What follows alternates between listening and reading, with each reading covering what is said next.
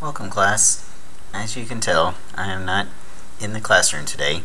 Had an unexpected delivery of my new baby boy, Cody James, and so unfortunately I will not be there today to help you prepare and review for tomorrow's unit test.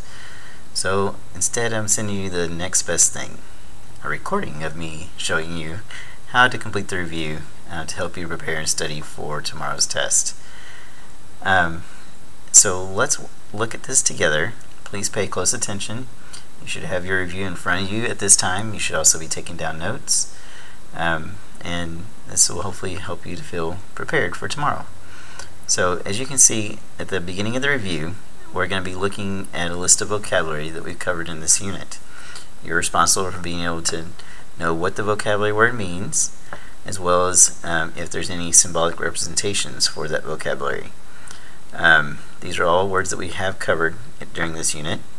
So go back and just refresh your memory, look back through some of your older papers, notes, things like that to see if you can recall what each of these words are. Okay? Alright, so the review starts out covering slope, distance, midpoint, and finding the endpoints. Remember, we spent about a week on this, and as well as doing several warm-ups on how to accomplish these things. Alright, so the first question, identify the slope of the graph below. Point A lies at 2, -1. Point B is at 0, 5, and lies on the line below. Plot the points and determine the following. Alright, so first let's plot these points. So 2, -1. So that looks like that will be our point A right there. Okay. Alright, and then our next one is 0, 5. I do apologize. Those that did this review over the 3-day weekend, you probably realize that 0, 5 is actually right here, which is not a point on this line. So that is a typo. Hopefully you did figure out, though, that the correct value there should have been 0, -5, which would have placed your point B right there. If not, I do apologize for that confusion. Alright, so here we have A and B. Now, first we're asked to find the slope. So for that, we're going to create our slope triangle. So we're going to go over 1, 2, and it looks like up 1, 2, 3, 4. Alright, so that's going to give us a +2 for the run, a +4 for the rise. And so remember, it's rise over run. So you're going to have 4 over 2. Now ask yourself if that will reduce. If it does, then go ahead and reduce it. In this case, it reduces down to 2 over 1. Alright, and so now we're going to fill in the remaining parts. So here we have the symbol for parallel. So parallel slopes, we recall, are the same as the slope of the original line. So it also has a slope of 2 over 1. And then perpendicular slope. So the symbol here being for perpendicular, we learned that for its slope, it's the negative reciprocal of the original slope, meaning simply that you're going to flip the fraction over and change the sign of the overall fraction. So in this case, the overall fraction is a positive fraction, so if we flip it over, we're going to turn it to a negative fraction, so -1/2. Okay? Alright, now this last part, AB, is wanting us to find the distance or length from A to B. Okay?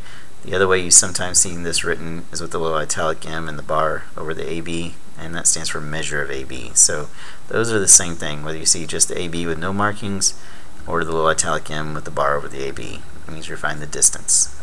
So here we could use the distance formula, or more simply, the Pythagorean theorem. So we're going to have our A squared plus B squared equals C squared. And we're going to use our slope triangle to fill in A and B. So we had 2 and 4. So that's going to be 2 squared plus 4 squared equals C squared. And then it looks like we're going to have 2 squared is 4, 4 squared is 16. Alright, add those together, we get 20. And then don't forget the last step, always to take the square root, right? Always going to take the square root of our final answer here. And so the square root of 20, it's not an exact value unless you have a calculator. Even then it's not exact, but it's a lot more accurate, obviously. But I'm going to say that since 4 squared is 16 and 5 squared is 25, 20 is kind of in the center of those, right? So we're going to go with approximately 4.5. That might be just a hair high or low, but it should be really close. So 4.5. Alright, I also want to point out one more thing. If you get a question on the test that says, find the equation of a line that's parallel to the original line, this line here, AB. So basically, they're asking you to create a slope-intercept form equation. Remember slope-intercept form from your algebra days? Alright, you got y equals mx plus b. Alright, remember that your m stood for slope, and your b stood for the y-intercept, right? And so if you're asked to find an equation that's parallel to the original line, then we already know it's got to have a slope of 2 over 1, right? It's got to keep the same slope. All you got to do is choose a different y-intercept than the y-intercept this graph has. So this graph has a y-intercept at -5, right? Crosses the y-axis at -5. So choose any number except -5 and you're okay. And then just keep your slope the same. So for example, I might choose y equals 2 over 1. Oops, let me start that over. Y equals 2 over 1 x, because that was our slope, right? 2 over 1. And then instead of -5, maybe put +3. Okay, so just any other number except -5. And that would create a line that's parallel to the existing line here. Alright, just wanted to put that out there. Maybe something you might want to look over and study before the next day. So the number 2 here, where it says given the 2 points 3, 4, so 3, 4, and -6, -8, so -6, -8, graph and find the following. Alright, one more thing I point out here, down here where we're finding the length of S to O, right? Just like here we found A to B. So we're going to find the distance from S to O. So that's the name for these 2 points. These 2 points are S and O. Alright, so we're going to create our line segment here. Alright, so first we're going to find the slope. Alright, again, doing the slope triangle probably the quickest. You can use the slope equation if you choose. Alright, so we went from a -6 to a +3. So that's a change of +9 in that direction. And we went from a -8 all the way to a +4. So that's a change of +12 in that direction. And since slope is rise over run, we're going to do 12 over 9. Let me move this up. I'm sorry. I thought I had it all on the screen. Alright, so again, plotted our points, made our slope triangle, and our rise over run is going to be 12 over 9. Now, we can simplify that by dividing it by 3. So it becomes 4/3. Okay? Alright, so just like before, we're going to fill in the blanks here. So first one, perpendicular slope. So that's our negative reciprocal. So we're going to flip it over, change the sign. It's +4/3, so that becomes -3/4. Alright, I'm going to skip midpoint and come back to it. We're going to go down to parallel slope. Parallel slope has to match, so if it's 4/3, it's still 4/3. And I'm going to go ahead and do the distance from S to O since we did something just like it on the previous question, so we're already familiar with it. We're going to do Pythagorean theorem again, using our new A and B values here. So we got 9 squared plus 12 squared equals C squared. So we have 81 plus 144 equal to C squared. And so now we're going to add that, and I think we get 225 equal to C squared. And then of course our final step, take the square root. And so we wind up with an answer like 15 for the distance. Okay, so that's from here to here is 15. By the way, way to kind of check yourself on this if you're ever unsure. We had 9 and 12 for these 2 legs. So the hypotenuse is always the longest leg. So it's not ever going to be that much longer than the other 2 sides. So I'm not expecting an answer like 225 for this. That'd be ridiculously longer than 9 and 12. It should be something a little bigger than 9 or 12, but not much bigger. So 15 is reasonable. It's a little bit bigger than 9 and 12, but not way too far off. Okay? So 15 is a good answer. Alright, now finally, midpoint. So midpoint we learned is the average of the x's and the average of the y's. Alright, and so we can use our x and y's up here to help us fill that in. So we're going to have 3 plus negative 6 divided by 2, and we got 4 plus negative 8 divided by 2. Alright, so 3 plus negative 6 is negative 3, so it's negative 3 halves. 4 plus negative 8 is negative 4. Negative 4 divided by 2 is negative 2. Now you can leave your answer as negative 3 halves, that's perfectly acceptable. Or if you want to change it to a decimal, it would be negative 1.5, comma, negative 2. Again, either answer is permissible. Alright, very good. That concludes our first page. Let's flip it over to the back.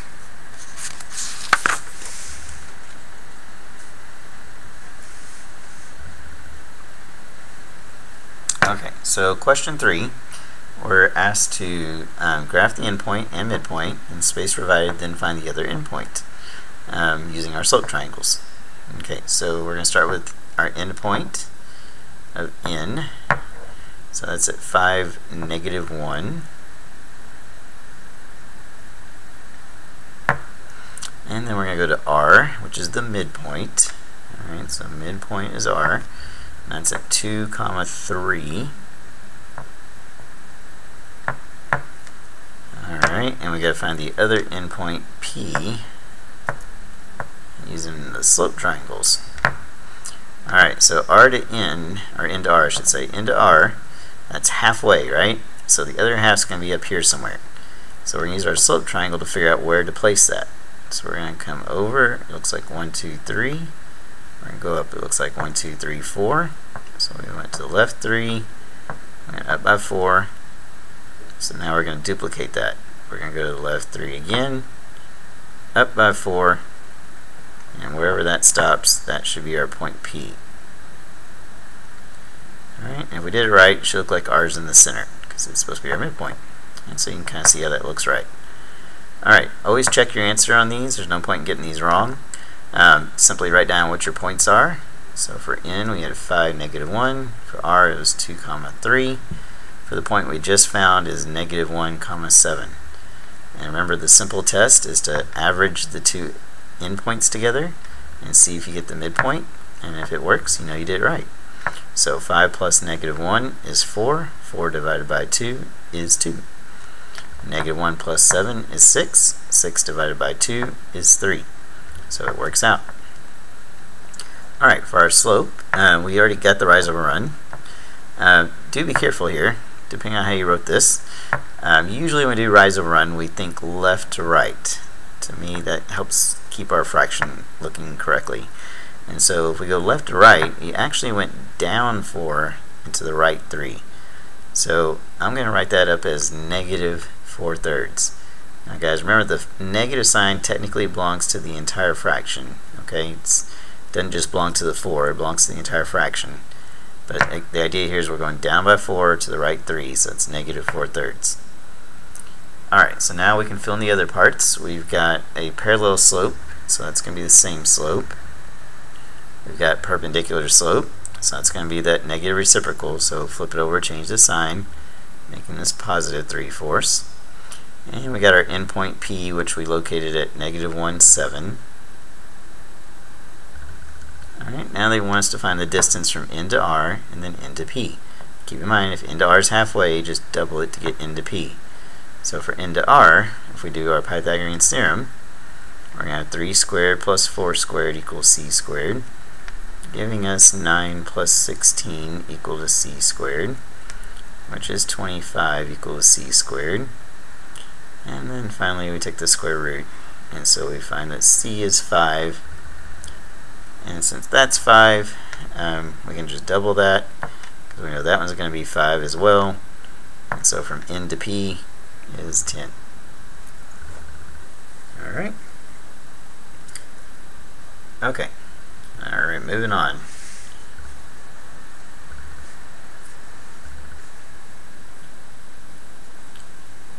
Okay. So on the next questions, it says use the graph to the left to help answer the next couple of questions. So on question 4, given A at -8, 8 and E at -2, 1, find the midpoint R. So let's see here, -8, 8 is A. E is at -2, 1. Alright, and we got to find R, which is its midpoint. So R is somewhere here in the middle, right? So kind of eyeball it, and you can kind of see it's going to be about right there somewhere. So I'm thinking probably around -5, 5. That's my guess, but we can figure it out using the midpoint formula to be certain. So remember, we're going to average the x's together. So -8 plus -2 divided by 2, and average the y's together. So 8 plus 1 divided by 2. Alright, so again, I just eyeballed it before. I'm thinking somewhere around here. Let's see exactly where it's at. So -8 plus -2 makes -10. -10 divided by 2 makes -5. Then we have 8 plus 1 is 9. 9 divided by 2 is 4.5. So we'll see how close I was. -5, 4.5. Here's -5. 4.5. Not too shabby. Looks like it went right there. So that is midpoint R. Okay. Alright, now number 5, we're going to use the same graph to help work out the problem. This time we're going to have an endpoint of 2, -2, so that is going to be right here. That is point C.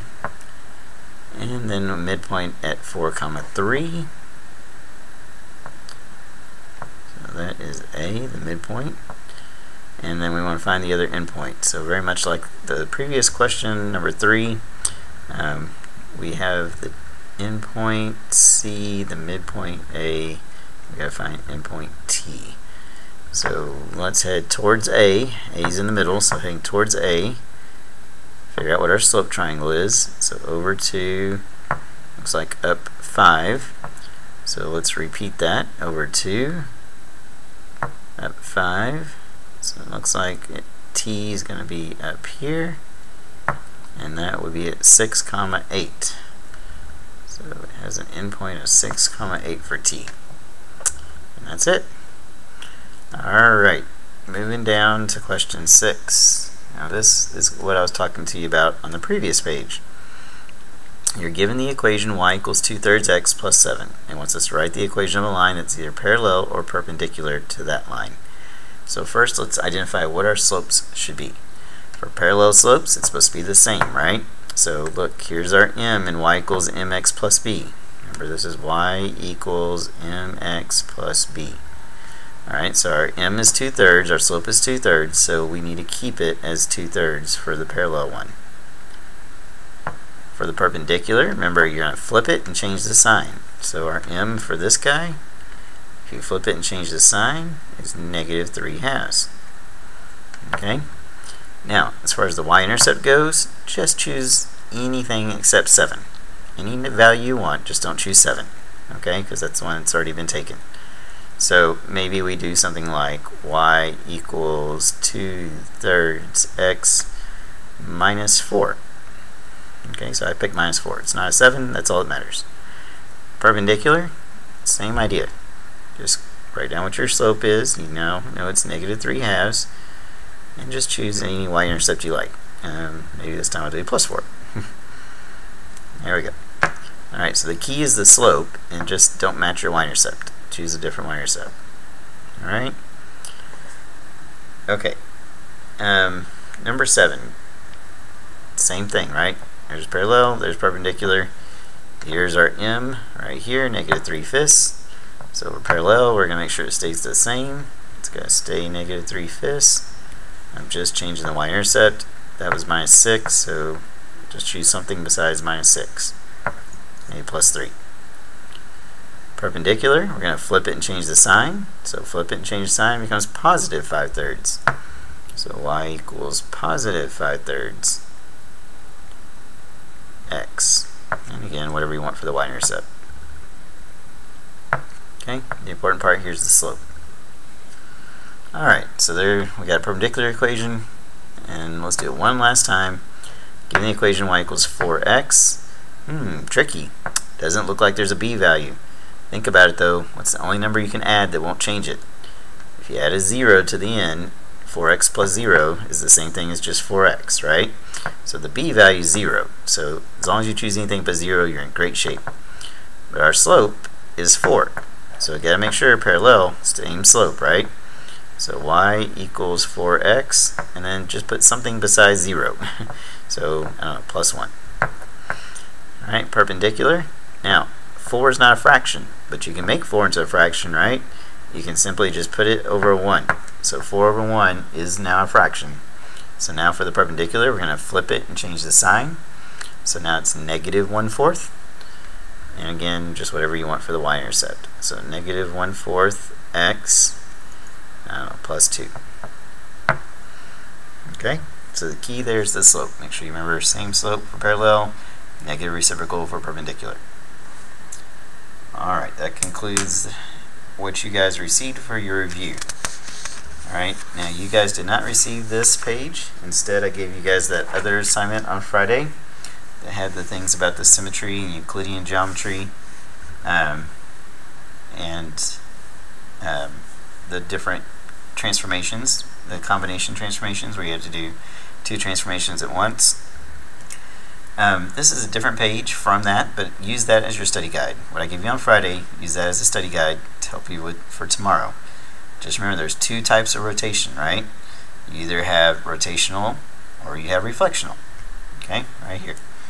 So you have one of these 2. It's the only 2 you guys have to remember, rotational or reflectional. Remember guys, reflectional, it will flip over a line and recreate exactly what you see. If it recreates anything slightly different, it's not reflectional. So here you got a line of symmetry. Remember the line's called line of symmetry. I always abbreviate it LOS. It flips over that line of symmetry and it recreates the original object. Alright, some objects will have both types of symmetry. Here you got a line of symmetry, right? So that's got reflectional. But you could also spin this thing, right? You could spin it around, and every time it spins this far, it's going to recreate the same star. So in this case, you'd have both reflectional and rotational. Whereas this one doesn't rotate, so it's only reflectional. This one you can see does rotate. It does not have a line of symmetry though. You can't fold it over anywhere and recreate your original object. So this would just be rotational only.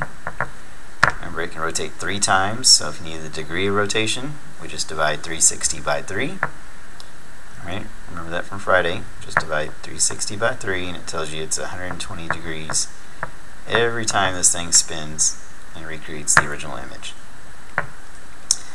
Alright. On the spherical Euclidean geometry, the main thing that I need you to remember from that is what's different about these things on a sphere. Okay, on a sphere you can't have straight lines, right? It's impossible to have, in Euclidean it's easy. It's on a flat surface, so you get a straight line, keeps on going forever and ever in both directions. Doesn't happen with a line on spherical geometry. In spherical geometry, because the surface is curved, it makes a great circle, right? It cuts the sphere in half, it goes around it, but eventually it does meet back up on the other side. And so since it does meet back up on the other side, it doesn't keep going on forever and ever. It eventually runs right into itself, right? Alright, line segment. Remember, in a line segment, you got a beginning and an end. It's got a straight line in between it. In Euclidean geometry, that's what we learned, right? Okay, but in spherical geometry, the surface isn't flat, it's curved. So it kind of curves around to point B. So we give that a special name, remember? That is not called a line segment anymore when it curves like that. We now call that an arc. Right, it's referred to as an arc. So this would be arc AB. Notice it's curved instead of straight like we usually see with line segments. Okay? With a plane, we didn't really talk about a plane, but remember a plane, we usually think of it as being flat, right? It's this big flat surface like the whiteboard. The whiteboard would be a plane, right? But on a sphere, well, it's not exactly flat, right? Okay, so if you think about it on a sphere, it's just going to be this huge curved surface. Okay? Alright, but the ones I really want you to focus on, I really want to make sure you understand the difference in, is a line and a line segment. These two are the big ones when it comes to how they look different in Euclidean geometry, which is what we've been studying, versus spherical geometry, which is the new stuff we talked about on Friday. Okay? So a line segment, we call it an arc in spherical geometry. Alright, the lines don't go on forever and ever on spherical geometry. They do eventually run into each other. And so it has a stopping point. Okay.